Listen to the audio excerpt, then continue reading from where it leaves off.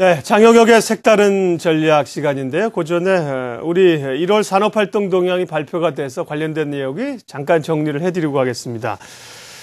지표들이 이제 발표가 되는 겁니다. 올해 들어서는 이제 1월 산업활동 동향이니까 구체적으로 올해 우리 경제활동이 나왔다고 볼 수 있는데 광공업 생산이 전월 대비 1.5% 줄어들었네요. 5개월 만에 감소고요. 전 산업 생산도 0.7%가 감소했습니다. 우리 산업이라고 하는 게 뭐 이제 농업이라든지 뭐 이런 거는 굉장히 미미하지 않습니까? 그래서 이제 광공업이라고 하는 것이 우리가 공업 활동 이게 대부분 포함되는 거니까 이제 주력이 대표적으로 보는 겁니다. 1.5% 줄었고요. 서비스나 다 포함하는 것이 전 산업 생산, 전체 산업을 다 포함하는 건데 역시 0.7%가 감소했네요. 경기 선행 지수도 전월비 0.2%포인트가 0.2포인트가 하락해서 전반적으로 올해 들어서 1월의 경기 흐름은 좋지 않다, 부담스럽다 이렇게 평가를 할 수가 있겠습니다. 한국투자증권 이프랜드예요. 장영혁 팀장님과 시장 흐름 분석하겠습니다. 어서 오십시오. 네, 안녕하세요. 네. 다우나 글로벌 증시 변동성이 좀 커졌습니다. 이탈리아의 총선 결과도 그렇고요. 미국도 좀 출렁출렁했는데 우리도 좀 영향을 받았는데 여전히 강세론, 강세 기조를 유지를 하시나요? 네, 마지노선이 깨지지 않는 한, 그러니까 다우나 S&P가 부러지지 않는 한, 그리고 수급상 이탈 신호를 확인하지 않는 이상 지금 강세론을 지속하지 않을 이유는 없다라고 봅니다. 1월 달은 약한 달이었고요. 안 좋다라고 말씀 계속 드려왔고 2월 달은 좋아진다라는 말씀으로 계속 강세론을 말씀드리고 있고요. 이제까지 역사적 데이터를 통해서 보게 되면 3월 시장은 2월보다 유리합니다. 과거 10년치 자료가 말해주는 거거든요. 그래서 이런 부분들 반영해서 본다라고 하면은 아직까지는 긍정적인 시각을 많이 유지하는 쪽으로 끌고 가도록 하겠습니다. 우선 미국 중심으로 올해 들어서 나쁘지 않습니다. 지금 경기상으로 봤을 때 2000년, 2007년 그때보다 지금 그렇게 싹 좋다라고 볼 수 없는데 고점을 계속 넘기려는 시도를 하고 있는 거 보면 유동성의 힘이 크긴 큰 것 같습니다. 이제까지 미국을 중심으로 글로벌 금융시장이 계속 강세를 보였었던 가장 큰 원인은 우선 풍부한 유동성이 제일 먼저일 것 같고요. 두 번째는 유럽의 시스템 리스크가 많이 완화됐죠. 우리가 더 이상 바깥에서 외국인들 이탈리아나 스페인의 국채 수익률을 사실 신경 쓰고 있지 않았습니다. 작년 중반 때만 해도 이탈리아 채권 만기 구조까지 우리가 파악했었던 상황이거든요. 이제 더 이상 그러지 않지 않습니까? 많이 안정화됐죠. 그리고 글로벌 경기가 대부분 경기 선행 지수들이 다 머리를 들고 올라오고 있습니다. 이런 것들이 전반적으로 해서 강한 시장이었는데 지금 요 며칠 동안 시끄러웠었던 내용을 한번 살펴보죠. 우선 이탈리아 총선이 원하는 방향으로 안 나왔습니다. 재총선 얘기도 나오고 있고요. 이런 것들이 아마 프랑스와 손을 잡고 독일의 긴축 쪽에 좀 반기를 들지 않겠느냐. 그렇게 되면 이제까지 안정적으로 끌고 왔었던 이 유로권 움직임이 조금 시끄러워지는 거 아니냐. 유로화가 좀 큰 폭으로 빠졌고요. 요거는 표를 보면서 한번 말씀을 드려보죠. 이탈리아 국채금리가 위기 때보다 상당히 큰 폭으로 하락했습니다. 4% 초반까지 갔었던 내용이 보이실 거예요. 국채 수익률이 빠졌다는 얘기는 국채 가격이 올랐다는 얘기죠. 이탈리아가 그만큼 많이 건전해졌다라는 겁니다. 과거 시스템 리스크 있을 때보다 상당히 많이 좋아졌다라는 거예요. 근데 최근에 보시게 되면 이탈리아 총선을 겪으면서 급등을 했죠. 전일 같은 경우에 4.8% 종가가 나왔습니다. 이런 부분들. 또 유로화가 지난번에 1.2달러도 깨지는 거 아닌지 모르겠다. 참 우려스럽다. 이런 쪽으로 쳐다보시는 분들이 많았을 텐데 그 이후에 유로화는 지속적으로 슈팅을 보였습니다. 그러고 나서 최근에 좀 약세 쪽으로 돌아섰고 이탈리아 총선을 보면서 큰 폭으로 좀 빠진 상황이거든요. 1.3달러 조금 넘게 거래되고 있습니다. 전일 종가 보니까 1.313달러 거래되고 있네요. 요걸 얘기하는 겁니다. 빠지고 있는 유로화가 달러 인덱스를 약간 위쪽으로 슬쩍슬쩍 건드리는 것 같고요. 제가 미국 10년물 국채 수익률 계속 보여드렸었는데 이 부분을 2% 밑으로 다시 밀어내렸습니다. 전일종가가 1.9% 나왔더라고요. 이렇게 안전자산 쪽으로 조금씩 스탠스가 이동하는 거 아니냐, 이런 우려들을 아마 갖고 있었을 겁니다. 근데 그렇게 보지는 않습니다. 과거 시스템 리스크 있을 때보다는 상당히 우호적인 여건 하에서 문제가 터진 거고요. 나머지 부분들은 그렇게 크게 우려되지 않습니다. 시캐스터 말씀 많이 하시는데 10년간 1조 2천억 달러 줄이는 겁니다. 올 2013년도 줄이는 금액은 850억 달러고요. QE3, QE4를 통해서 한 달에 MBS 매입 들어가는 돈이 850억 달러입니다. 예전에 재정절벽 때와는 상황이 다르죠. 재정절벽은 짧고 굵은 모멘텀이라고 하면 지금 시캐스터 같은 경우에는 길고 얇은 모멘텀입니다. 발동되더라도 시장의 큰 마이너스 요인으로 해석하기 어렵다는 부분을 말씀드리고요. 시캐스터 이것 때문에 우려하시는 시각은 조금 줄이셔도 좋습니다. 제가 가장 시장에 대해서 민감하게 쳐다보는 부분은 양적 완화가 언제 종료되는 것인가입니다. 아까 전에도 말씀드렸지만 시장이 강한 이유는 제일 첫 번째 이유가 유동성이거든요. 그러면 유동성이 회수되는 부분을 가장 먼저 우리가 힌트를 얻을 수 있는 곳은 버냉키의 입입니다. 연준 위원들은 계속해서 출구에 대해서 얘기를 하고 있습니다만 연준 의장은 이런 얘기를 할 수가 없죠. 전전일이죠. 상원의원에서 얘기했었던 부분들을 간략하게 요약해 보면 FRB는 QE를 지속한다. 이게 대전제입니다. 양적 완화의 득이 분명하며 인플레 위험이 없고 양적 완화가 가져올 수 있는 잠재적 비용, 뭐 자산버블 같은 거 되겠죠. 그거보다 득이 더 크다. 이쪽을 얘기하는 겁니다. 시캐스터에 대해서도 오바마 의견에 손을 좀 들어줬고요. 일본에 대해서 계속 엔저를 용인하는 듯한 발언을 해주고 있습니다. 전일은 하원에서 밝혔죠. 제로금리 수준을 상당 부분 유지하겠다. 금리를 굉장히 빨리 올리게 되면 예측보다 좀 빨리 올리게 되면 경기가 살아나는 부분에 있어서 유리하지 않다. 안 좋을 수 있다. 이런 부분으로 얘기를 한 거죠. 연준 의장은 분명히 우리한테 시장을 이겨낼 수 있는 힘을 주고 있습니다. 시캐스터나 이탈리아 이슈보다 더 큰 힘을 버냉키 의장이 주고 있다. 강세로는 유지하기에 불편하지 않다. 부족하지 않다라는 쪽으로 보시면 될 것 같습니다. 예.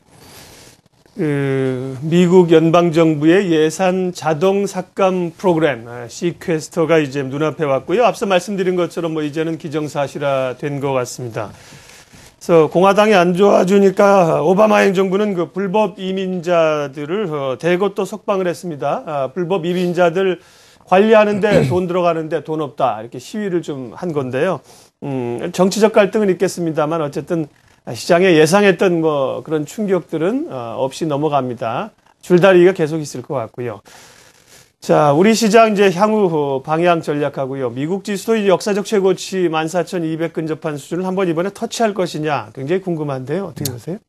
우선 시장에 대한 의견은 전 뭐 늘 말씀드립니다만 심플해야 됩니다. 시황이 어려우면은 우리 투자자 여러분들이 투자하시기에 복잡하거든요. 지금 시황을 간략하게 말씀드리면은 하방은 단단하고요. 상방이 좀 정체되어 있는 느낌입니다. 상방을 뚫어낼 수 있는 모멘텀만 부여받으면 뚫을 수 있는 시장 여건이라고 보시면 될 것 같아요. 무엇보다 하방이 단단하기 때문에 그렇게 크게 우리가 리스크를 짊어지지 않아도 되는 상황입니다.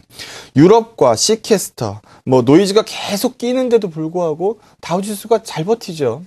잘 올라갑니다. 이거를 역설적으로 표현하면 잘 이겨내고 있고 그만큼 강한 시장이다라고 볼 수도 있을 것 같습니다. 다우지수 한번 장기 추이로 한번 보시죠.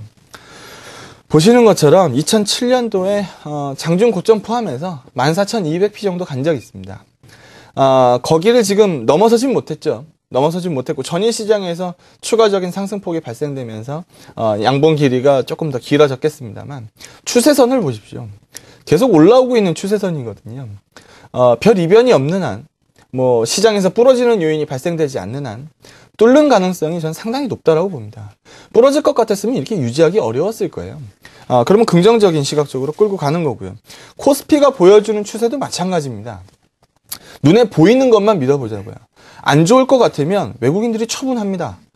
근데 현물 시장에서 보게 되면은 대규모 처분이 나오고 있는 단계가 아니고요. 선물 계약서에서도 보게 되면은 제가 7천 계약 보고 나서 외국인이 키 잡고 있다가 자동차 시동 건 것 같습니다. 9천 계약 보고 엑셀 밟은 것 같습니다. 라고 말씀드렸습니다. 그러면 여기에서 잘못 시동 걸고 잘못 엑셀 밟았으면은 다시 돌아서야죠. 근데 그 다음으로 보시게 되면은 돌아서는 움직임이 거의 안 나옵니다. 그렇게 되면은 지금 외국인들이 실수로 쐈다라고 보지는 않습니다. 전일 베이시스 종가가 1.12 콘덴고고요. 괴리도가 0.78 콘덴고입니다. 우리 눈에 보이는 것만 믿어보자고요. 2주 전보다 베이시스가 월등히 좋아졌습니다. 이런 구조라면은 지금 시장이 어그러지는 분위기는 아니다. 코스피도 마찬가지입니다. 2012년도 고점 2050P에 대해서 아직 못 넘어섰습니다. 넘어서면은 시장이 새로운 지수대를 볼 것 같은데요. 보시는 것처럼 다우지수처럼 핫한 추세는 아닙니다만 일단 코스피도 추세 자체가 나쁘지 않습니다. 저점대를 들고 올라오는 추세선이 나쁘지 않기 때문에 이번에도 바로 돌파냐 조금 시간 쓰고 돌파냐 말이 많겠습니다만 돌파되는 그림 쪽으로 보는 게 맞을 것 같습니다. 1월 한번 생각해 보시죠. 엔화 때문에 골치 아팠고 프로그램 잔고가 연일 매도세로 쏟아져 나왔고요. 뱅가드 어쩌고 저쩌고 얘기 나왔고 북한 핵실험 있었고요. 어닝 시즌도 그렇게 썩 양호하지 않았습니다. 지금 우리 그 요인들 다시 한번 생각해 보죠. 엔화가 덩달아 부러졌습니다. 안전자산 쪽이 강화되면서 지금 91엔대까지 놀다가 전일주가 보니까 92.2엔이네요. 우선 95엔 뚫고 100엔 뚫고 이 그림은 당장 생각하지 않는 것 같습니다. 그럼 우리 1월 달에 디커플링 요인이 많이 감소한 거죠. 북한 핵실험도 연내에 더 할 수 있다 얘기 나옵니다만 늘 우리가 느끼는 점입니다만 북한 관련된 이슈는 단발성입니다. 이걸로 시장을 꺾을 수는 없다라는 거고요. 어닝 시즌 삼성전자가 1분기 실적이 지난 4분기보다 더 잘 나올 수도 있다라는 분석이 나옵니다. 여전히 가장 큰 어닝 부분이 견조하고 저조한 어닝 시즌 4분기도 거의 다 지나갔습니다. 이런 부분들을 통해서 볼다라고 했을 때 1930p, 1900p PBR 1배는 겁낼 수준이 아닙니다. 지금 지수와 포인트 격차가 얼마 안 되기 때문에 비관적인 시각 사이즈보다는 낙관적인 시각 사이즈를 연장시키시고 수급상 이탈 신호를 보기 전까지는 유지하시는 게 좋을 것 같습니다. 이 다우지수의 장기 추세를 보여주시니까 우리가 2008년 그 위기 당시에 금융위기 당시에 했던 그 예측들이 생각납니다. 그 당시에는 상황이 굉장히 심각하지 않았습니까? 네. 그래서 그 소위 경기나 주가가 급락하고 나서 이게 L자형으로 상당 기간 이어질 거라고 전문가들이 봤는데요. 그 다음에 정말 여러 가지 얘기가 나왔는데 지금 2, 3년 지나고 보니까 실제로 급락했다가 이 나이키형으로 회복이 굉장히 빠르게 된 상황입니다. 자, 시장에 대한 분위기들은 이제 어느 정도는 자신감을 가졌는데 문제는 종목이에요. 종목 대응이 까다로워졌잖아요. 어떻게 대응할까요? 우선 방송 오래 보신 분들은 아시겠습니다만 제가 시총 사이즈가 큰 종목들을 좋아하죠. 거래소 중심으로 많이 좋아하는데 제가 최근 들어서 계속 코스닥 종목들을 언급을 드립니다. 거래소가 위로 뚫려버리면 2050포인트 뚫고 올라가면 거래소 안 달 이유가 뭐가 있겠습니까? 핫하게 움직이겠죠. 근데 아직까지는 상방을 뚫어주는 모습을 못 보여줬다라는 겁니다. 코스닥 차트도 한번 보시죠. 아까 전에 거래소 지수는 일단 고점은 넘겨서지 못했지만 추세선이 좋은 거를 확인하셨는데 지금 코스닥 지수입니다. 이런 게 있나 다 싶을 정도로 2009년 이후서부터 오르면 550이고요. 빠지면 450입니다. 100포인트 폭을 가지고 몇 년간 계속 움직인 거거든요. 돌파되면 상당히 강한 시그널이 나올 것 같습니다. 돌파하기에 쉬운 저항대라고 보여지지는 않고요. 하지만 최근에 핫한 분위기를 보게 되면은 돌파하겠는데? 라고 생각이 좀 많이 됩니다. 거래소가 디커플링에서 벗어났고 S&P나 다우지수가 부러지지 않는다라고 하면 분명히 우리 거래소도 2050포인트 뚫고 올라갈 겁니다. 그때 코스닥은 다시 죽느냐? 그거 아닐 것 같습니다. 코스닥도 같이 올라갈 것 같아요. 제가 지난주에도 핸드폰 장비 쪽, 핸드폰 부품 쪽 말씀드리고, 이거 부담스러우신 분들은 제가 유진테크, 국제 엘렉트릭, 이런 쪽까지 말씀드렸습니다. 시세가 나더라고요. 확산시켜가는 과정인 것 같습니다. 오늘은 순환매 쪽으로 한번 말씀드려보고자 합니다. 한번 기억해 보시죠. 시세가 핫할 때, 테마의 대표격인 종목들이 있었습니다. 뭐 말도 안 되는 테마 말고 전일 에이블 CNC나 코스맥스 굉장히 셌죠. 모바일 게임도 작년에 온라인 게임과는 틀리게 굉장히 강세였습니다. 요즘에 좀 약하긴 했습니다만 반등이 좀 실려 있는 상황이고요. 모바일 게임은 셧다운제에 포함 안 된다라고 얘기가 나오고 있어요. 또 엔터테인먼트, 뭐 저 아시는 분들은 제가 SM을 긍정적으로 얘기하는 거를 보지 못하셨을 텐데 SM 영업이익률이 30%입니다. ROE가 30%고요. 밸류 20배 이상 줘도 되는 종목입니다. 근데 올해 예상되는 EPS가 2,500원이거든요. 20배만 곱해 보시죠. 5만 원입니다. 4만 원 밑은 사고 5만 원 이상 가서 팔 수 있는 종목입니다. 이런 쪽들도 가격 매력도가 생겼다고 보고 있는 거고요. 카지노, 가격이 빠지는 와중에도 수급도가 흐트러지지 않았던 종목입니다. 소위 한 가닥씩 했었던 테마라는 겁니다. 이런 부분들로 강세가 재현될 가능성이 있습니다. 기관과 외국인은 본인들 주머니에 안 들어있으면 크게 안 올립니다. 본인들 주머니에 많이 들어있는 종목들입니다. 이 종목들 위주로 좀 보셨으면 좋겠고, 가을 투자가 일단 매물 출회가 상당 부분 끝난 것 같습니다. 전일서부터 포스코엠텍, SBS 미디어홀딩스 의미 있는 모습을 보여주던데요. 가을 투자 종목 중에서 SBS 미디어홀딩스가 가장 좋아 보입니다. 전일 기간 매수량이 상당히 눈에 띄는 모습이고요. 포스코엠텍도 장기적인 시각에서 긍정적으로 반등할 수 있다라는 의견 말씀드리도록 하겠습니다. 예. 통상은 이제 전반적인 시장에 대한 구조들을 중심으로 많이 말씀을 해주시는데요. 또 이제 장 상황 자체가 종목에 대한 궁금증이나 고민들이 많기 때문에 순환매 대비해서 종목들까지 구체적으로 언급을 해주셨습니다. 그리고 이제 가울 투자자문 얘기는 뭐냐 아시는 분들은 뭐 아시겠지만 한 투자자문사의 이름이 가울 투자자문인데 뭐 또 감독원에서 여러 가지 조사도 받고 이런 과정에서 불가피하게 이제 물량을 줄이게 돼서 급매물이 이제 그쪽에서 나왔다는 거예요. 그래서 이제 시장 충격들이 있었다는 건데 그런 종목들 종목별 펀더멘탈의 영향이 아니었다고 해서 언급을 하시는 거니까 그렇게 이해하시면 되겠어요. 장용혁의 색다른 전략 한국투자증권 이프렌드예요. 장용혁 팀장님 함께했습니다. 고맙습니다. 네, 고맙습니다.